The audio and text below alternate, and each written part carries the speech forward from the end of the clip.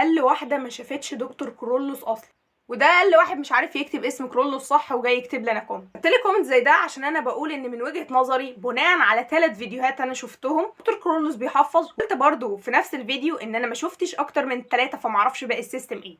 وهسالك انت بقى يا اخ محمود سؤال، ولما دكتور كرولوس يجي يشرح كيرشو قول اللي تنهي بيه اوعى تفرط فيه، ويبقى ده الاساس العلمي للحل عنده، ده كده طريقه حفظ ولا فهم؟ انا معاك ان هو اكيد عارف الصح وهو اختار ان هو يوصل لعقليه الطلبه بالطريقه دي. انا معاك ان دي بتنفع مع ناس كتيره جدا. المتفوق فعلا لازم يبقى فاهم كل كلمه. انت كاتب انا جربت عبد المعبود وكرولوس بس كرولوس احسن بالنسبه لي، ده معناه ان في حاجه اسمها اختلاف في الراي. ليك حريه جدا في ان انت تحتفظ برايك وانا ليا حريه ان انا احتفظ برايي. يعني مفيش حد فينا ليه حق ان هو يقول للتاني انت ما بتفهمش ولا انت مش عارفه ايه ولا اقل واحده، والتاني يقول لي عبد الجواد ده عمك. بطلوا جزئيه ان انتوا تعظموا من المدرسين بالطريقه دي. انا بشوفكم بتكتبوا كده ده نفسكم وتقولوا عمي وعم عيالي، الفاظ اساسا المفروض ان انت كواحد عندك يعني مسلم عندك عزه او كرامه او حتى بني ادم ما تقولش لنفسك الفاظ تذلل بالمنظر ده ولا لغيرك، وما تسمحش ان حد يقولها لك. انا بحترم كل المدرسين وعمري ما طلعت قلت كلمه واحده غلط على اي مدرس، ولكن مش بمعنى ان انا اطلع اطبل لكله عشان اكسب ريتش وخلاص. مبقاش قاعده بعمل فيديوز كتيره جدا بتاخد من وقتي ومجهودي، وفيديوهات اليوتيوب بتاعه المراجعه اللي انا عماله انزلها الاسبوع ده حرفيا واخده من وقت مذاكرتي جدا وواخده من مجهودي جدا، بس بعملها بغرض ونيه ان هي تساعدكم. والحمد لله فعلا في ناس استفادت وفي ناس عرفت هي هتعمل ايه الفتره الجايه اساسا. الحمد لله ما في كومنت بيجي كده في 10 كومنت قدامه بيجوا ايجابيين جدا، والناس فعلا عارفه ان انا بساعدهم وان انا بمثابه اخت كبيره ليهم، وبيستنوا افتح اللايف عشان يجوا يحكوا لي